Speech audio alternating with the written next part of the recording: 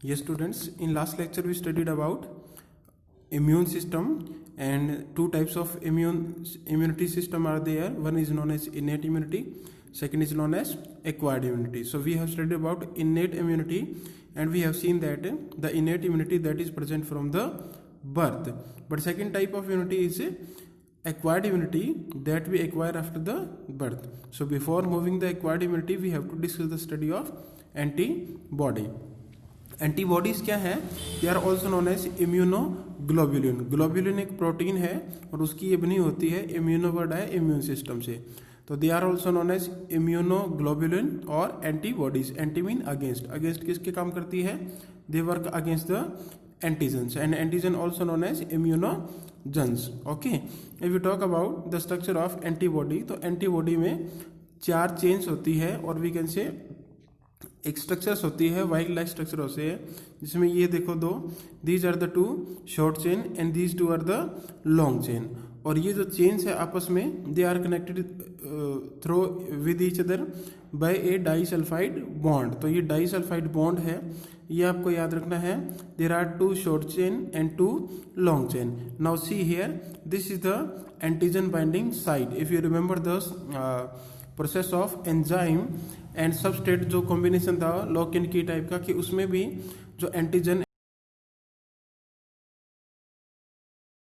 Antibody act करती है. जैसे एंटीजन यहाँ आएगा, इसको फिट करेगी, उसको डिसॉल्व कर देगी या उसको डाइजेस्ट कर देगी. ओके, तो that mean antibodies are protein molecule है. इम्यूनोग्लोबिन को बोलते हैं, at they are known as IG, immunoglobin. अब ये बहुत सारी तरह के हैं, जैसे IgA है, IgM है, IgE है, IgG है, IgD है. इफ यू रिमेंबर कोलेस्ट्रम में हमने पढ़ा था कि वहाँ पर किस तरह का जो हमारे पास IgA टाइप का, उसमें क्या होती है, एंटीबॉडीज होती है. ओके, तो जब कुछ और है, जैसे एलर्जिक के टाइम पे IgE टाइप की जो इम्यूनोग्लोबिन्स है वो बनते हैं. प्लेसेंटा भी बनाता है, वो IgG टाइप का बनाता है. ठीक है, तो ये ध्यान रखना है. There is no detail of these different kinds of antibodies. तो IgA कहाँ पर है? IgM, EGD. तो आपको एक IgA याद रखना है, एक IgE में लिए, 2 ही डायरेक्ट दिए हुए NCERT में.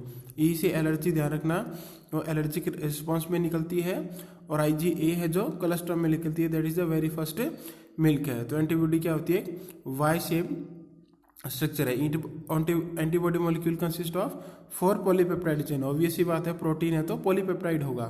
तो 2 उसमें हैवी चेन है, 2 उसमें लाइट चेन है. तो इसको हम H2L2 भी बोलते हैं. H mean heavy, L mean light.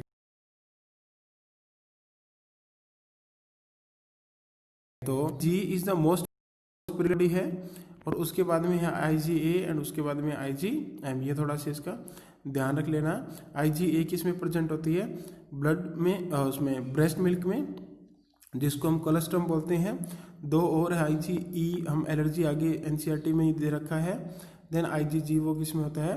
Placenta में बनता है. तो इस स्ट्रक्चर में H2L2 ध्यान रखना है. उसके बाद में डाइसल्फाइड बॉन्ड से बनता है, और IgA जो भी है, EDC जो भी है, आपको वो याद रखना है. ठीक है. नाउ जो एक्वायर्ड इम्यूनिटी है, there are further 2 kind of, we can say this immunity. We can say one is active immunity, other is known as passive immunity. Acquired immunity, that means we acquire after the birth, or there are further of 2 type. One is known as active immunity, other is known as passive immunity. अब active का और passive का क्या मतलब है? देखो, active का मतलब है कि that means direct we can say synthesize in our body. Passive में क्या करते हैं हम कि रेडीमेड एंटीबॉडीज इंजेक्ट करते हैं.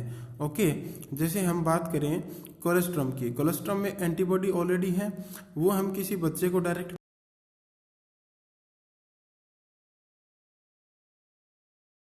वो होगी पैसिव. अगर हम बात करें एक्टिव की, तो एक्टिव में क्या है कि एक्टिव में हमारी बॉडी के अंदर एंटीबॉडीज बनती है. कब बनेगी? When any pathogen attack to our body. जब भी कोई पैथोजन हमारी बॉडी को अटैक करेगा, तो उसमें हमारे पास क्या है? नई एंटीबॉडीज बनेगी. ठीक है, इसमें थोड़ा सा और डिफरेंस देखेंगे हम. सी, जो एक्टिव इम्यूनिटी है वो डेवलप होती है due to attack of pathogen और due to contact of pathogen. उस पैथोजन के अगेंस्ट हमारी बॉडी क्या बनाती है, एंटीबॉडीज बनाती है। लेकिन if you talk about passive immunity, तो पैसिव इम्यूनिटी में हम रेडीमेड एंटीबॉडीज है वो इंजेक्ट करते हैं बॉडी के अंदर। अब देखो क्या हुआ कि एक्टिव इम्यूनिटी से क्या हुआ कि जब पैथोजन एंटर करेगा तो उसको किल करेगा, एंटीबॉडीज बनाएगा। The same successive we can say pathogen जब नेक्स्ट टाइम कभी एंटर करेगा तो we have already antibodies against it और उसको क्या कर देगा, किल कर देगा। लेकिन पैसिव इम्यूनिटी में एक बार ले लिया हमने और बाद में वो वापस क्या हो जाएगा, दैट मीन्स अगर सेम प्रॉब्लम फिर हुई तो हमें अगेन वो इम्यूनिटी है वो लेनी पड़ेगी। यानी कि ये समझो कि जो पैसिव इम्यूनिटी है वो एक तरह का ट्रीटमेंट है, इंजेक्शन है जो हम बार बार दे रहे हैं। लेकिन जो एक्टिव इम्यूनिटी से उसे परमानेंट हमारे क्या बनती है, एंटीबॉडीज बनती है। तो we talk about active immunity, तो इसके कोई भी साइड इफेक्ट नहीं है या लेस है। Okay,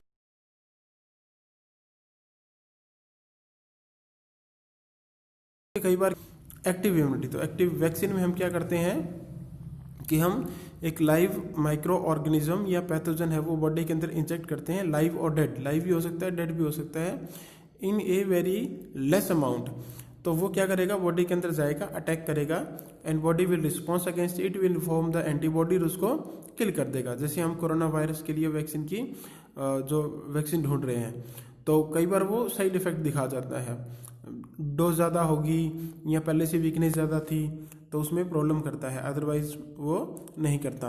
second passive immunity, passive immunity reaction कर सकता है बिकॉज सबकी बॉडी का जो नेचर है वो अलग अलग है। बॉडी के लिए कोई भी पार्टिकल है वो फॉरेन होता है, तो कई बार बॉडी उसके अगेंस्ट जो रिस्पॉन्ड करती है वो थोड़ा सा एलर्जिक करती है या कोई और तरह का डैमेज बॉडी को कर देती है, तो ये पैसिव का नुकसान है।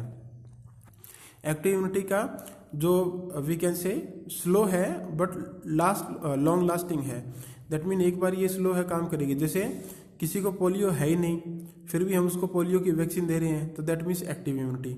वो है ही नहीं, वो उसमें पोलियो की हम वैक्सीन देंगे, पैथोजन अंदर जाएंगे, वो एक्टिवेट होंगे, फिर एंटीबॉडीज बनेगी, फिर कभी लाइफ में कभी पोलियो आया तो उसके अगेंस्ट काम करेगी। लेकिन पैसिव इम्यूनिटी में क्या है, हम रेडीमेड देते हैं, किसी कोई प्रॉब्लम है तो ऑन द स्पॉट उसको क्या कर सकता है।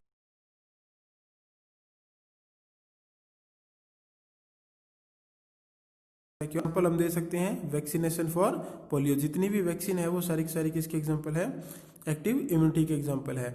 और खुद भी नॉट ओनली वैक्सीन, कोई बॉडी जैसे अब जो लोग कोरोना वायरस से संक्रमित है, वी कैन से इन्फेक्टेड है, उनमें हम कोई वैक्सीन नहीं दे रहे हैं फिर वो क्या रहे, ठीक है रहे हैं, लेकिन उनके ब्लड में क्या प्लाज्मा में क्या बन रहा है, एंटीबॉडीज बन रही है। तो यानी कि जो एक्टिव इम्यूनिटी का पार्ट है चाहे तो वो बॉडी को एक्ट करे यानी कि बॉडी के अंदर एंटर करे डायरेक्ट, या हम खुद in the form of vaccine दें, तो वो एक ही बात है। तो एक्टिव इम्यून सिस्टम में दो तरह हो सकती है, या तो पैथोजन इटसेल्फ अटैक करे नेचुरल प्रोसेस से, या हम उसको वैक्सीन की फॉर्म में दें। तो ये तो था एक्टिव इम्यूनिटी के बारे में। और पैसिव इम्यूनिटी में जहाँ हम रेडीमेड इम्यूनिटी देते हैं, तो पैसिव इम्यूनिटी में आपको जैसे टेटनस के लिए देते हैं, और दूसरा आपको ध्यान रखना है कोलेस्ट्रम के लिए। तो कोलेस्ट्रम एक खुद मतलब इम्यूनिटी है, तो एक टेटनस का इंजेक्शन जो देते हैं और दूसरा जो एंटीबॉडी होती है कोलेस्ट्रम में, दे आर पैसिव। पैसिव मतलब रेडीमेड, एक्टिव मतलब जो एक्टिव होती है बाद में due to attack of pathogen. Clear है? Now next is vaccination as immunisation. ये सेम ही है, जो एक्टिव प्रोसेस है वो वैक्सीनेशन का है, पैसिव है वो उससे इम्यूनाइजेशन आता है। अब कैसे इम्यूनाइजेशन है, देखो vaccination will lead to immunization, produce करते हैं उस वैक्सीन के अगेंस्ट बॉडी क्या बनाएगी, हमारे इम्यून सिस्टम को मान लिया स्ट्रॉन्ग करती है या हमारे इम्यून सिस्टम को हस्टन करती है, तो वो इम्यूनाइजेशन है। ठीक है, क्लियर है? तो अब देखो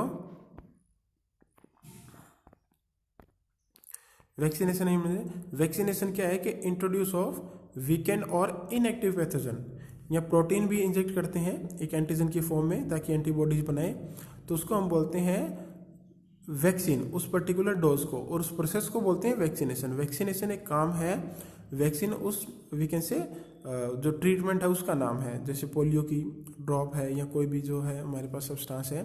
तो इम्यूनाइजेशन का मतलब क्या है कि हमारी बॉडी में इम्यून सिस्टम है वो उसके अगेंस्ट काम करेगा और इम्यून सिस्टम डेवलप हो जाएगा उस पर्टिकुलर पैथोजन के अगेंस्ट। तो वो हो गया हमारी बॉडी का process, that is known as immunization. तो इम्यूनाइजेशन दो तरह के रिस्पॉन्स देता है, एक तो प्राइमरी और एक सेकेंडरी। प्राइमरी रिस्पॉन्स क्या होता है? प्राइमरी रिस्पॉन्स मीन जो हमने दैट टाइम हमने जो microbes we can say inject किए उनको किल करता है। सेकेंडरी क्या होता है कि बाद में सक्सेसिव टाइम या साइमल्टेनियसली या कभी फिर वापस वही सेम पैथोजन अटैक करे तो बॉडी जब रिस्पॉन्स करेगी तो वो सेकेंडरी होगा। अब फर्क क्या होगा कि जो प्राइमरी रिस्पॉन्स होगा वो थोड़ा स्लो होगा, क्योंकि पहले अननोन पैथोजन बॉडी के अंदर आए,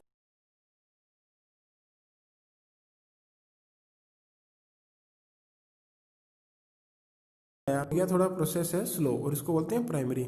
लेकिन सेकेंडरी में क्या होगा, एंटीबॉडीज आर रेडीमेड है, ऑलरेडी है, या उसके पास सिग्नल है, सेल के पास भी ऐसा कोई चीज़ आ सकता है तो हमें ऐसे एक्ट करना है, तो वो क्या होता है, फास्ट होता है। तो इम्यूनाइजेशन क्या है? Process by which body produce antibodies against the vaccine, तो इसको हम बोलते हैं primary response. And ability to develop neutralize pathogen, तो जो एक्चुअल इन्फेक्शन है यानी कि ड्यूरिंग एक्चुअल इन्फेक्शन है वो रिस्पॉन्स देगा, वो होगा सेकेंडरी। ओके, तो सेकेंडरी बाद वाला, प्राइमरी सबसे पहले वाला।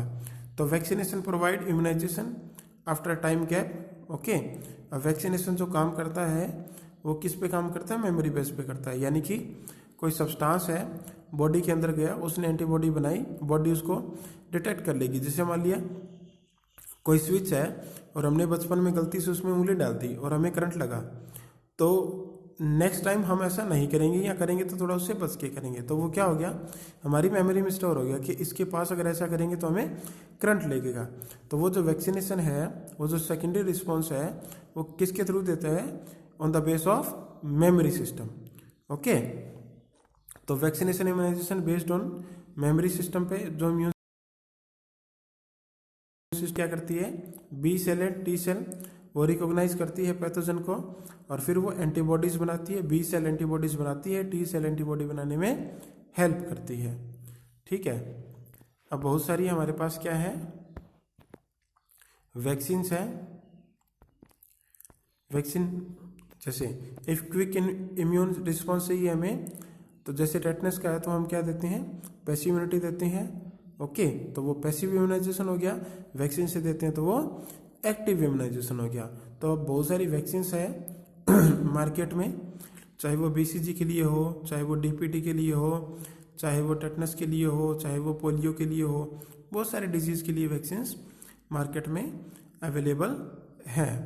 ओके, तो रिकम्बिनेंट डीएनए टेक्नोलॉजी हम पढ़ेंगे बायोटेक्नोलॉजी में कि क्या होता है कि उसके थ्रू लार्ज स्केल पर हम हेपेटाइटिस बी की वैक्सीन है वो प्रोड्यूस करते हैं, और ये हम प्रोड्यूस करते हैं यीस्ट से। What is recombinant DNA technology? We will study in biotechnology, chapter number 6 के बाद हम वो करेंगे। तो यहाँ पर दो क्वेश्चन बनते हैं हमारे पास। One is difference between active immunity and passive immunity, second vaccination and immunisation. Vaccination तो एक प्रोसेस है, उससे जो रिजल्ट आएगा वो इम्यूनाइजेशन है। और इम्यूनाइजेशन यानी कि ये जो इम्यूनिटी है वैक्सीन वाली किस पे काम करती है? मेमोरी बेस पे करती है। और जो रिस्पॉन्स है वो दो वैक्सीन के टाइम पे हुआ और सेकेंडरी सक्सेसिव हुआ, वो मेमोरी बेस्ड होगा। ठीक है, तो ये है हमारे पास।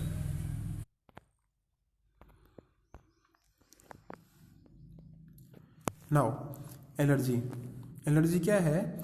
Like whenever any foreign particle और any of we can say antigen जब हमारी बॉडी को एंटर करे, चाहे वो कोई पैथोजन हो, कोई डस्ट पार्टिकल हो सकता है, कोई पोलन ग्रेन हो सकता है, कुछ भी हो, फेदर हो सकता है, डस्ट हो सकती है, ठीक है, तो उसके अगेंस्ट हमारी बॉडी क्या करती है? रिस्पॉन्ड करती है, यानी कि that is foreign particle for us.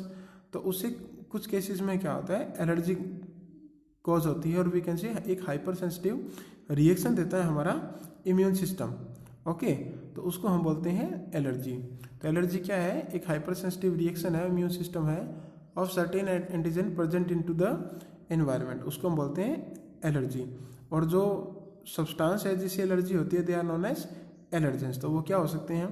Pollen grain हो सकते हैं, कोई एनिमल के डेंडर हो सकता है, डस्ट है, फेदर है, कोई ड्रग हो सकती है लाइक पेनिसिलिन। कईयों को ड्रग से भी एलर्जी होती है, जैसे कोई पर्टिकुलर टाइप की मेडिसिन है वो सूट नहीं करती तो उससे बॉडी में जैसे बॉडी पे लाल लाल वो पैचेस से हो जाते हैं, खारिश या खुजली होनी शुरू हो जाती है, तो वो तो IgE एंटीबॉडी है वो प्रोड्यूस होती है in the response of allergy. मैंने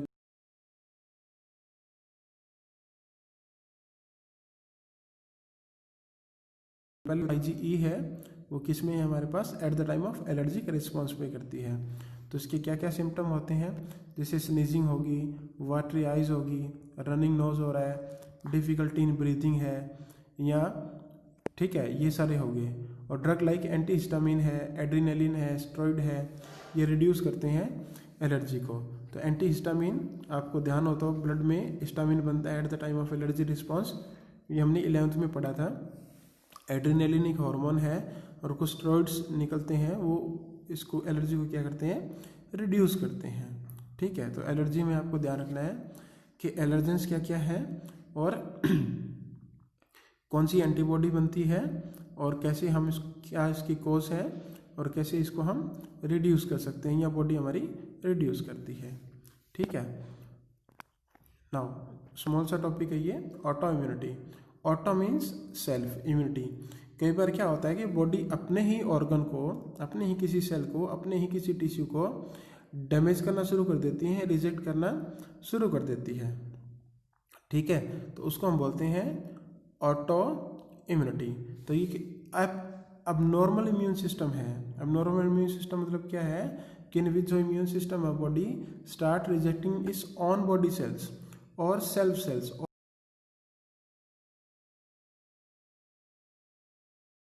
और ऑटोइम्यून डिजीज में बॉडी की खुद के ही ऑर्गन को अलग समझना शुरू कर देती है और उनको डैमेज करना शुरू कर देती है। ठीक है, तो इसको बोलते हैं ऑटो इम्यूनिटी। तो ऑटो इम्यूनिटी में कुछ डिजीज है, जैसे ये एक दी हुई है NCERT में, तो रेमेटॉइड एरिथ्राइटिस जिसको गठिया वाय वगैरह बोलते हैं। देखो कुछ ऐसी डिजीज है जिनका कारण कुछ अलग भी हो सकता है। In some cases diabetes is also consider as autoimmune disease, लेकिन डायबिटीज ऐसा नहीं है कि ऑटो इम्यूनिटी से ही हो। ओके, और ये एडिशन डिजीज है, ये हमने हॉर्मोन्स में पढ़ी थी क्लास 11th में। ये देखना कि एडिशन डिजीज क्या है, कैसी होती है और क्या इसके सिम्टम्स है। तो NCERT में सिर्फ एक डिजीज दी हुई है, बट एक बार क्वेश्चन पूछा हुआ था कि name the 2 auto immune disease, तो रेमेटॉइड आर्थराइटिस, एडिशन डिजीज आप लिख देना। डायबिटीज़ भी आपको लिखे मिलेगी, लेकिन डायबिटीज़ ऐसा नहीं है कि वो स्ट्रिक्टली किससे हो, ऑटो इम्यून से ही हो। ठीक है, तो और बहुत सारे डिजीज़ हैं जो ऑटो इम्यून से भी हो सकती है और दूसरी तरह भी हो सकती है। तो auto immunity, auto mean self है, बॉडी के ऑर्गन को रिजेक्ट करना या उसको हार्म करना या उसको डैमेज करना शुरू कर देता है। ठीक है, तो क्या पढ़ा हमने, active immunity, passive immunity, immunisation and we can say vaccination, after that allergy and autoimmunity. तो अब इसमें डिफरेंसेस आते हैं, like difference between active immunity, passive immunity, difference between primary response, secondary response, difference between vaccination and immunisation, difference between innate immunity and inborn immunity, और what are the different types of innate immunity, या physiological response क्या है, या we can से barrier क्या है। तो ये सारी चीज़ें हैं, ऐसे इसमें से क्वेश्चंस पूछे जाते हैं। ठीक है, तो ये नेक्स्ट हम पढ़ेंगे इम्यून सिस्टम और एड्स, इनको एक साथ करेंगे। फिर एक दिन होगा कैंसर का and 1 for drug and alcohol abuse, तो 3-4 डेज इसमें और लगेंगे। वेरी इंपॉर्टेंट चैप्टर है ये, 101% क्वेश्चन आता ही इस चैप्टर का, कॉम्पिटिटिव एग्जाम में भी as well as board exam में भी। ठीक है, तो इसको बहुत ध्यान से देखना है। Okay, thank you.